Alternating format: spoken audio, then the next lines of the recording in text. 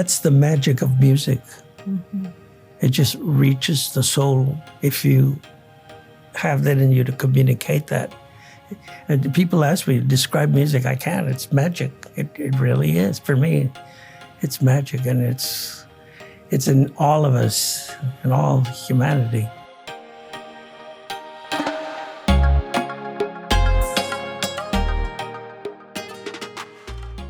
Hello, and welcome to Nosotros, the podcast about Mexican-American politics, history, cultura, y más, brought to you in part by the Gámez Law Firm. I'm your host, Elaine Ayala, Metro columnist of the San Antonio Express News. My guest today is José María DeLeón Hernández, otherwise known as the 5-time Grammy winner, Little Joe of Little Joe y la Familia. Welcome to Nosotros, Joe. Well, muchísimas gracias for having me, and let me say you or someone to be revered. Oh, Joe. I know, but seriously, all that you've done and continue to do, God bless you for that, and adelante, sigue. Gracias, Joe. Okay, so we're going to do a little game of this or that, Joe. This or that. Frank Sinatra or Tony Bennett? How about the both? I wish I could let you answer that way, but I'm not gonna. Okay, because of their histories, I'll have to go with Frank. Me too. Chairman of the board. Los Lobos or Los Lonely Boys? Los Lobos. Of course. Known them so long. Dolly Parton or Patsy Cline? Wow. It would have been Patsy Cline had she survived longer. Oh, that's so beautiful. Yeah, she was incredible. Dolly Parton is such an entertainer, but Cline just reached my soul. Yes. And that's a difference, Mm-hmm. And Dolly Parton has done so much outside of music. Oh, I mean, we should adore her for that. But man, Patsy Cline, and she lived such a short life, yet left such an imprint. Yeah, what a loss. Parton is so talented. And such an incredible songwriter. Yes, she is. And I like everything she does, but like I said, Cline would reach my heart, my soul, with it, but... Okay. How interesting. Okay, a couple more. Wasted Days or Pretty Woman? Wow. Wasted Days. That's meaning for me. Okay, this is Selena related. Edward James Olmos or Ricardo Chavira? Olmos is a little dear friend of mine for many years. Barbacoa or brisket? Being a vegetarian, what can I say? Oh, you're a vegetarian now. I forgot. For 36 years. Wow. Back in the day, let's think of it pre-vegetarian. I would have gone with the barbacoa. And I learned that word comes from Spain, desde la barba hasta la cola. Oh, my God. I didn't know that. I didn't either, but you know how they take the pig and barbecue it on a rotator. So that I understand comes from Spain, desde la barba hasta la cola. Wow. Barbacoa. Okay. Concha or donut? Donut. Corn or flour? The diabetic in you should say. It's like Sinatra. I love that you're having such difficulty with one of the simplest ones. In the end, I want flour in my casket. Okay, all right. Red or white? Red or white? Wine. I like the one with alcohol in it. Okay, very good. I prefer the red. Mm-hmm. And this is not a this or that, but just your favorite Texas governor. Ann Richards, of course. Of course it is. Yeah. Okay. Here we go. Great lady. Yeah. Dear friend. I saw her in your book. That's very kind. Yeah. I had a lot of fun with And her letter to you was so personal, so familiar. Yeah, You could just tell you had a great friend. Yeah, she gave me some really nice gifts, like a producer's chair. Uh-huh. She autographed it, and she's an incredible, beautiful lady. I knew her long before she was a governor, but I miss her. Mm-hmm. My first question isn't about music or your life. It's about your own age and that of the two men running for president. Joe Biden, who is 81, Donald Trump, who is 78, and correct me if I'm wrong, but you're 83. Yeah, about those two kids. The question is, tell me where you stand on the question of being mentally and physically fit for the office, and by extension, how you're doing. I'm doing great, gracias a Dios. I continue to work at staying healthy. It's not an easy thing, but it's doable. But then again, each body is different. But the office, one of the guys might have his mental capacity and health about him, but he knows nothing of importance. And it's just an incredible job to not just run the president's office, but the entire world, responsible for the entire world. So between those two kids, I'll go with my tocayo, Joe. Okay. I kind of had a feeling you'd go that way. Okay, your biography by Emma? Is it Emma Gonzalez? Opens with a chapter about your grandparents in Mexico. Your grandfather, specifically, who served in the army of Pancho Villa during the Mexican Revolution. And I wanted you to talk about him and about that family legacy. Well, let me first say that my intentions of this book was I wanted to talk about my family. I wanted people to know who I am, where I come from, and how I arrived. Here's your book. Oh, wonderful.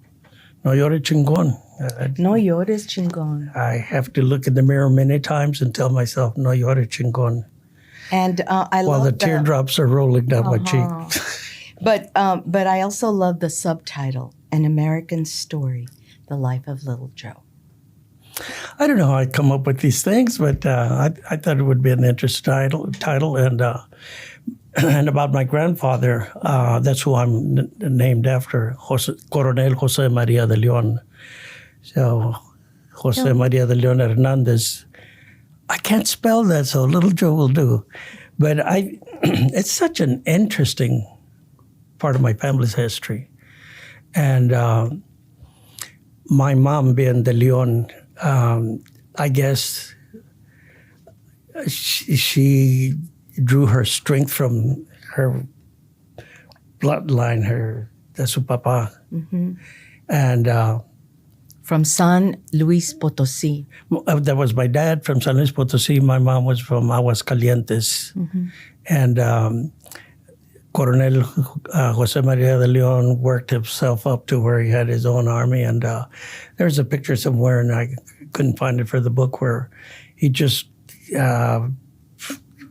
took over some train after a battle, and he has all his army, and he's sitting on his horse, and all his soldiers are mounted on the train, the cars, and real interesting picture. And it took me a long time to understand the value of something like that for my family's history. Mm-hmm. You come from a long line of revolutionaries and activists. Indeed. And I see it in some of my kids. My granddaughter, one of my granddaughters is, and I'm real proud, and I support her in her decisions.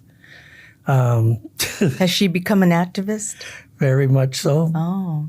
And it's funny because when she was like in the second grade, something happened in school that they didn't want Pats to be brought to school. And the little second graders put on a protest with little signs and stuff. I don't know how or who got them started.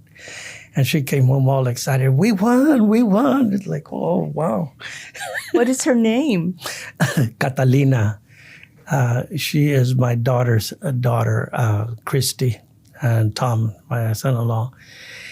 And unfortunately, she was petitioned to unionize Google or one of those companies. And they went on strike for a long time. So they've been laid off.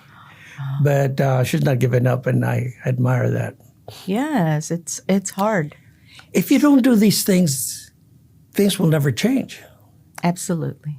You know, it's the power of the protest, and it's something that we should exercise. You know, if you don't like things the way they are, change them. And there will always be sacrifice and change. As your grandparents did, and as your parents did to come here, and oh, indeed, and that's the story that I wanted to tell. I wanted the reader to be inspired and motivated that the young generation have so many wonderful opportunities that were bought and paid for by our elders, our great-grandparents, or grandparents, or even very much our parents. Who made such sacrifices. Oh, and I saw my dad and mom. They were hardworking people. But thinking back as a kid, you know, I'm 83 years old. I remember when I was 6, 7, 8 years old. So 75 years ago or so. At the time, of course, I didn't understand. But the humiliation, not just of my parents, but that's the way things were and continue to be. That's why we got to protest. But as I grew older and got involved in activism and started to understand, you know, what segregation and all that racism, all the good things that are out there, I never felt bad for myself. I never do. It's like, para mí no es nada, you know. I feel that I'm supposed and must do what I do. But my parents, you know, and not just my parents, and still, as I said, continues. But they were really strong, hardworking people that survived, you know. A lot of, they had to overcome a lot of obstacles, you know, hardships, you know, sacrifices. And I feel my family, my brothers and sisters, especially my brothers, they recognize that, and through their efforts, through military. That was a remarkable thing in your book about counting up all the years of military service in your family, and the number was in the hundreds. Over 450 years. My oldest sister, her husband, my Valdez, Charles T. Valdez, and 4 kids, 3 boys and a girl, collectively 119 years of military service. Well, thank you for their service. And the girl outranked the boys. I love it. She was at the Pentagon when it was struck, and she was slightly injured.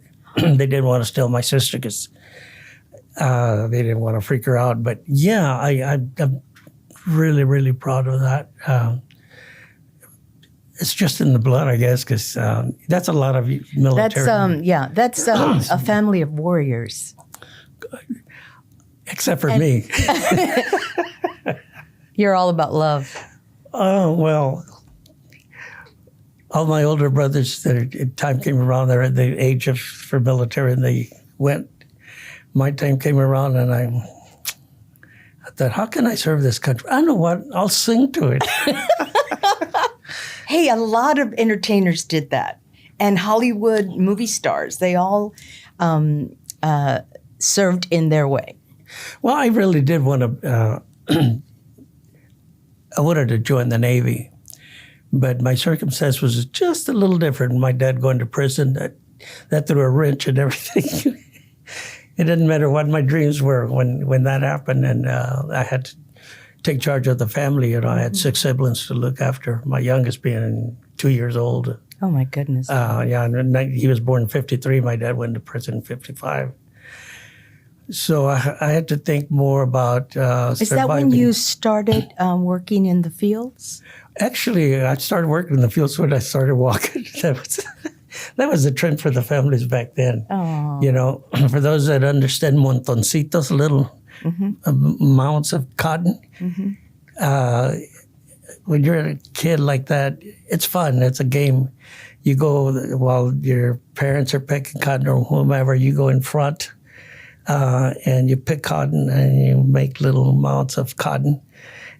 And, you know, you get the feeling that you're doing something special and great and that you're helping. And then pretty soon, before you know it, you got a little sack that you're dragging. And it goes on like that. And I'm real proud to say I'm a cotton picker. And I'm a cotton picker and do music on the side. But I learned something about picking cotton.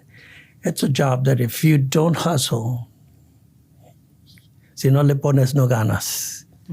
It's that simple, you know. And you are totally in charge of, you know, your production, what you're going to produce today, picking cotton. So I can always say I'm a cotton picker. I promise I'll get to another music question, but but I want you to talk about your activism, because I know I've seen it in terms of farm workers and their rights and their conditions. But I know you've been involved in other ways as an activist. Talk about that, but also when you look back, what do you hope your fans, your people, most take away from that lifetime of activism? That we owe that to others. I think we have a responsibility. For some of us that have been so blessed and so lucky, as I count my blessings every day, I owe this to those that don't have a voice or any way to register their complaints.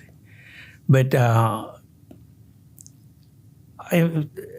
had the honor to march with the Brown Berets, Chicanos por la Causa, La Raza Unida, and other organizations, you know, and the history of the Chicano movement, right? There in those three groups. Exactly. And I remember when I would get phone calls and threats.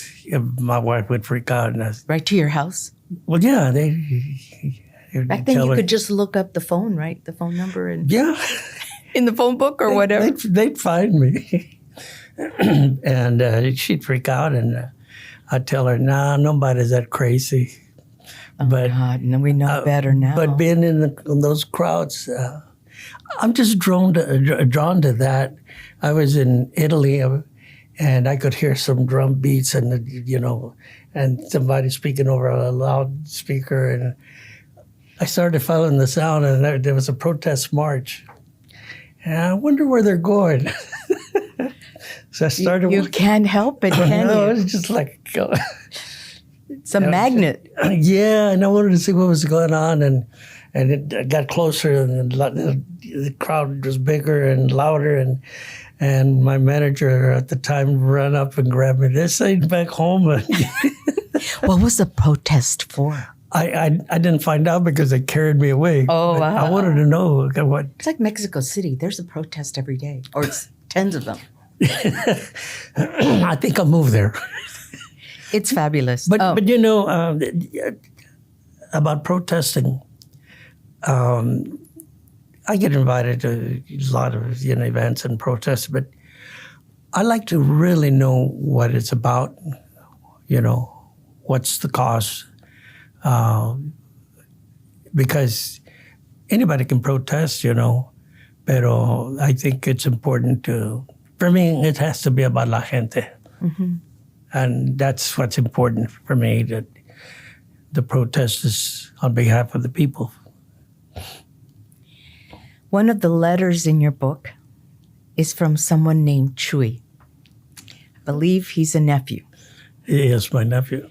And he wrote to you about what one of your biggest songs, Las Nubes. Right. It's most beloved and regarded as a Chicano anthem, really. Tell us why Chuy wrote it. Chuy, like so many others, that I get compliments and stories about Las Nubes, because the song is about survival and, everything that we're about as a living person. And the older, I understand that the people that have heard that for over 50 years, the older they get, the more they appreciate it because of the lyrics. Ya todo se me acabó. Ya todo se me acabó. So it's a song about the end, hopelessness, oppression, but also Las Nubes when they come around. And I would always remember when I was picking cotton and we'd get rain and call off the field, se paran a lloviznar when the clouds come by this, and alivian la alma de uno, There's a sense of relief in it. And that's really profound. The lyrics are really profound and meaningful, especially para todos los que sufrimos. But also the melody. And it was a time and era where in the 70s, I just had this energy, and the whole album, Para la Gente, and I titled it For the People. But Las Nubes was something that I had already previously recorded, and I just changed it and just made a new arrangement of it. And I love the symphony strings, so I had the strings from the Dallas Symphony perform and record on it. But Chuy, like so many others that, tell the same story. It's kind of like a fighting song. It's a don't give up song. It's alivian la alma, It's about strength and ability to go on, too. Yeah. And so your nephew, Chuy, wrote it about an incident that happened when he was in law school. Correct. And that letter had been there. So as I was finishing up with the book, I thought, here's a good ending. And starting with my grandparents, my parents, and then my nephew. And that's my brother John, his son. Mm-hmm. And did he graduate from law school? Yes, he oh, that's wonderful. Yeah, he's an attorney. That's wonderful. He didn't give up, And after a horrendous incident in law school, and the kind that stays with you. And I won't reveal it here because I think it's a good one for potential readers of your book to look up. But it's the kind of school incident. And for a lot of kids, it happens very early in their schooling. And for him, it even happened in law school. Yeah. And meant to intimidate, meant to belittle. Indeed. And it's the kind of incident that detours you from your goals. Some people give up, they didn't want to put up with it, Mm-hmm. But not my nephew, so I'm real proud of him. And I thought that was a good way for the book to finish the book with. Okay, now I'm going to ask about music. More music. Let's look back at your career, at some of the highs, some of the lows. So talk a little bit about a couple of the lows, and then we'll finish up with some highs. Well, there's been a few, of course, but the good outweighs the bad. Because sometimes when things happen, and to me, while it's a bad situation at the time. Somehow along the way, it turns into a positive thing. And I think, I'm glad that happened because it motivated me, or, I made something else happen that it's just changed lanes. But the biggest setback and heartbreaking incident was losing my little brother at the age of 20. And I was the last one to talk to him. He came by my house about midnight. We were going to Dallas to record some of his songs I had written. His name was Jesse. Jesse. Jesus. We got all the names in the Jesus María José. Oh, yeah. You're so blessed. You're the Holy Family. And my dad would say, Jesus mordió a José. Jesus María José. But that was really hard to overcome. But he was also why you reached so high. Very much so. That it was my cousin, David Coronado, who got me into the music. I was too shy. I didn't want to be in front of people like that, in front of an audience. But once I got started, and then we brought Jesse into the band, and my cousin left, went on the road with some famous group. So it became Little Joe and the Latinaires, and Jesse was a driving force. He loved music. After he'd gone to correctional school for boys, when he came out, he was a total different kid, and loved music, and it's just super talented. I remember we were in my mom's living room, and there was an old piano there, and he was practicing his bass, and some little girl walked in named Ramona from the neighborhood. And while she walked up to him, and I remember him patting her on the head and stroking her hair. And then he went to the piano and started playing, Ramona, Ramona. I wrote a song for the little girl. And how beautiful. I just freaked out. It's like I'm watching him do that, I love you so. Please tell me you love me and never go. It's a rock and roll song. And it's just like, I would ask, how do you he's played guitar and play piano and play bass and write songs. And like, how do you play those instruments? He said, well, pay attention, listen. To whom? We had no instructors or, it's just... But yeah, Jesse was very, for me, the driving force. So when he died and we buried him, I couldn't stop something or quit something that he foresaw for me.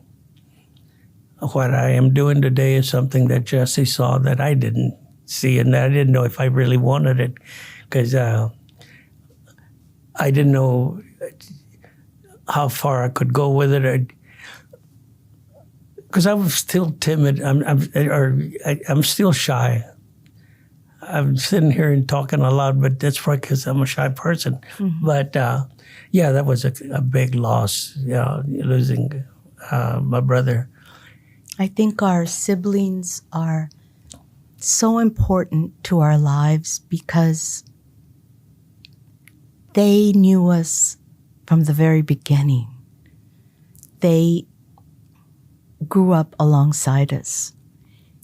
I lost a brother too, and I remember feeling so lost without him because I viewed him not just as my brother, but my best friend, really a soulmate. Right. And you expect to lose your parents. It's a natural progression. Correct. You might expect to lose a spouse if you're old enough. But losing a sibling is a sign of your own mortality. And I read after his death that sibling loss is a profound one, and that the loss of a twin or a multiple could be even more profound than that of a sibling, because they were with you from the very beginning. Yeah. And it's somehow, I found it comforting that what I was experiencing wasn't. So here we are talking about people who died decades ago, and they're still important to us. Yeah, it was 61 years ago. He died in 60. He was born 63, died 64. It's been 60 years.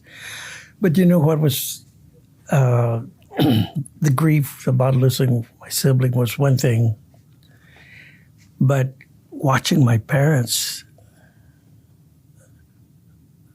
suffering, the grief that it brought. That's my another parents. loss that's So unbearable. I wasn't just hurting for myself. I was hurting for them. Mm-hmm. It was my dad. I saw my dad lose his brothers and some sisters and aunts and parents, and he was a real loving man. He cared for them all. But when he lost his son, I never saw him grieve like that. And my mom, and I just feel that I did, and I'm doing what he wanted me to do. He sang, he played, and he sang beautiful, but he didn't want to be up front. He just continued to push me to the spotlight. I love that, Joe. And he knew something you didn't. Very much so.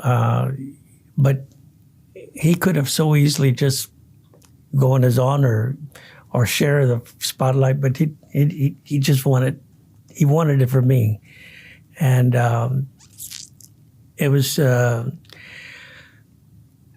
not just a profound and hard time and the grief and all, but out of that, and the other thing is that I couldn't cry. No llores chingón the title goes to that. I wouldn't cry in front of my parents or my siblings, I was able to contain that. But at night, and still today, I hear Will You Still Love Me Tomorrow by the Shirelles. That was his favorite song. And I just break up and I cry, and it feels good. It's cleansing. We should all take a moment and cry when we need to. You said you love driving. One of the reasons, I don't like to drive, but one of the reasons that once in a while I do take a trip and I'm sometimes alone in my car, because it's such a cleansing time. Yeah. I have lots of time to think about good things and bad, and we work them in my brain, and it's a good time to cry. Yeah, it is. And it's just a relief, And as I've gotten older, much older, I've become, I guess, more sensitive, or I watch movies, especially when it involves children, and I find myself crying, It's just like, I don't know I guess it's always been there. But as I was saying about Las Nubes, we start realizing how time gets shorter, and the things that have happened in our lives that are the things that didn't happen that we wish would have. But gracias a Dios, there's always something to look forward to. And I think the key to all this, at least for me, is appreciation. I appreciate everything and everybody. It doesn't matter what it is that people say or do or give. I totally appreciate it. I appreciate your time here and now, because it's your time that I'm sharing with, Pero lo agradezco de todo corazón. And I think... Me too. I think that for me, it just propels me, it keeps me going. Okay, so we're about closing time here. How much longer do you think you'll continue to sing or entertain? Gee, when people ask about retirement, I usually tell them Well, when you hear about, oh, Joe dropped dead on stage, retirement time. Well, that's one way to do it, Joe.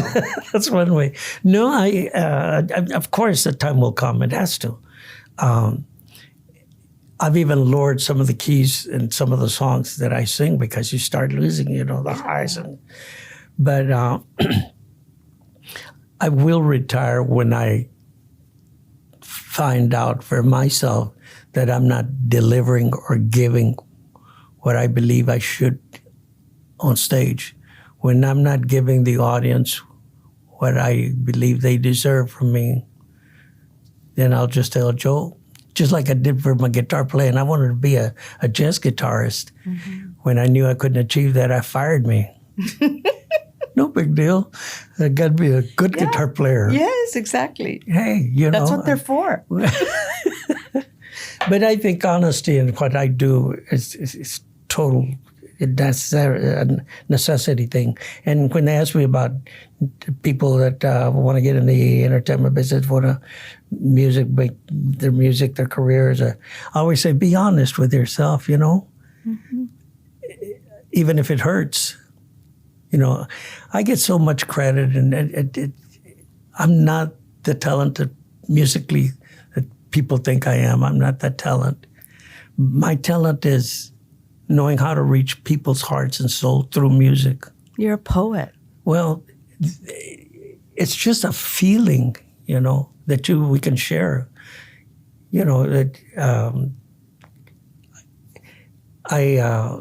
the shy boy's voice. I'm still working on that, but I can project that. I can share that with, and it doesn't matter if it's 10 people or 10,000. That's the magic of music. Mm-hmm. It just reaches the soul if you have that in you to communicate that. And people ask me to describe music. I can't. It's magic. It really is. For me, it's magic, and it's in all of us, in all humanity. I go to Europe and Japan, and I sing in English and Spanish, and it's not the words, not the language. It's conveying the feeling. It's That's like right. Jazz, And you asked me about something about wasted days. I'll tell you a true story. All right. I love true stories. Finally, a true story. No, this guy comes up. Hey, Joe, I love all your songs, man. I like them all, man, but I like Freddie Fender, too. And I said, oh, yeah, Freddie, a good friend of mine. I love Freddie. He says, do you think you could sing one of his songs? I said, sure, man. How about Wasted Days and Wasted Nights? He said, yeah, either one.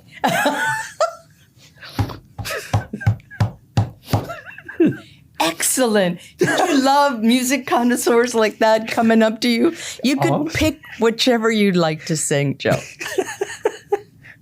I have fun.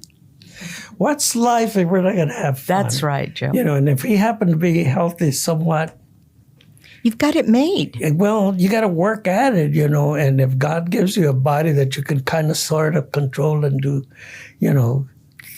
good things for it, we should. Yeah. We should, But I have some fans that show up in wheelchairs. Oh, I know. And I get these 2, 3, 4 times a month.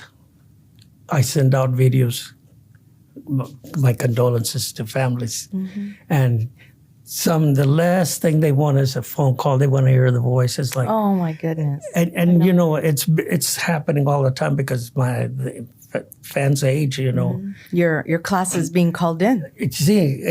But also I get letters and stories about people that come to the concert and they swear that after seeing the show and being in the wheelchair that they lived a little extra. They swear to that. It's my goodness. I know, not a whole lot of those, but yes, through the years, he said. That's powerful. Made my dream come true, so I have a... Well, Las Nubes has that kind of power for a lot of us.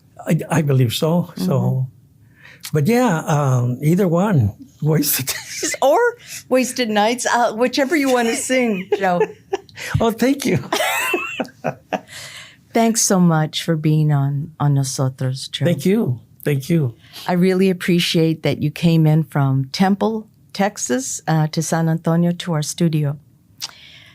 You can watch this video version of Nosotros on YouTube and listen anywhere you get your podcasts. My Metro column appears Wednesdays and Fridays in the San Antonio Express News, and my email address is eayala@express-news.net. Thanks to all of you for joining us. See you again on Nosotros.